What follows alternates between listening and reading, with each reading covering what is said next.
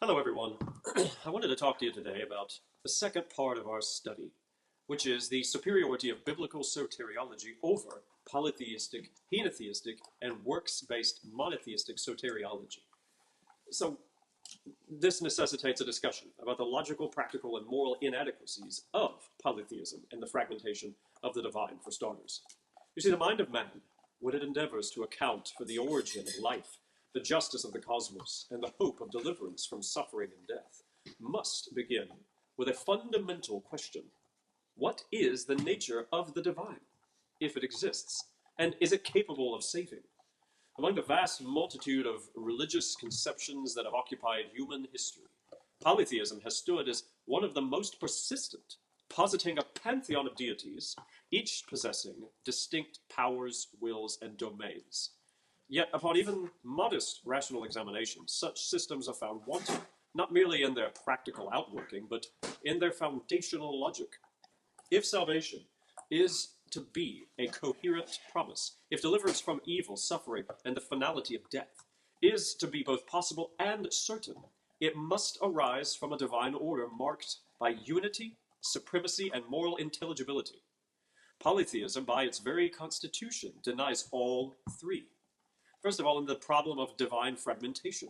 You see, in a polytheistic schema, power is distributed among many entities. Some may govern the sea, others the sky, some oversee life, others death. But herein lies the fatal flaw. If authority is divided, it is either subject to internal contradiction or subordinate to a still greater principle. If one God grants life and another withholds it, which shall prevail? If one God is benevolent and another malevolent, which nature governs the cosmos? If all gods are subject to a higher fate or necessity, then they are not truly gods at all, but functionaries of a superior abstraction.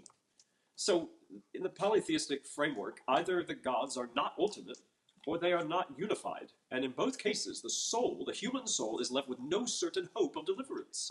There is no singular arbiter of truth, no final judge of righteousness, and no assured victor over death.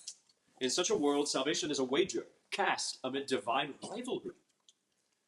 So, secondly, consider the incoherence of polytheistic soteriology. So, consider what a true and intelligible soteriological system requires. Any salvific system purporting to offer deliverance must satisfy at least the following three logical preconditions.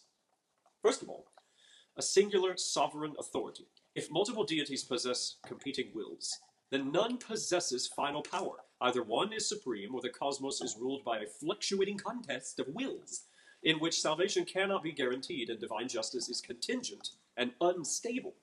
Secondly, it must have a unified moral law.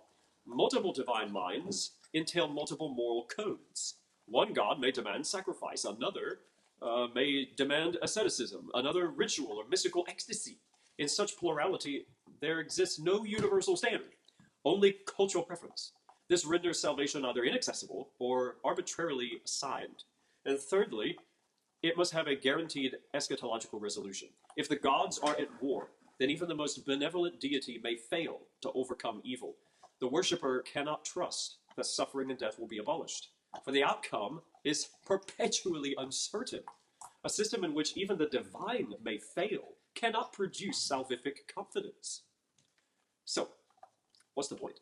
Well, these criteria, modest and rational though they be, are sufficient to expose the internal collapse of all polytheistic frameworks as candidates for eternal hope. Their epistemological instability, their moral fragmentation, and eschatological impotence disqualify them as coherent sources of deliverance.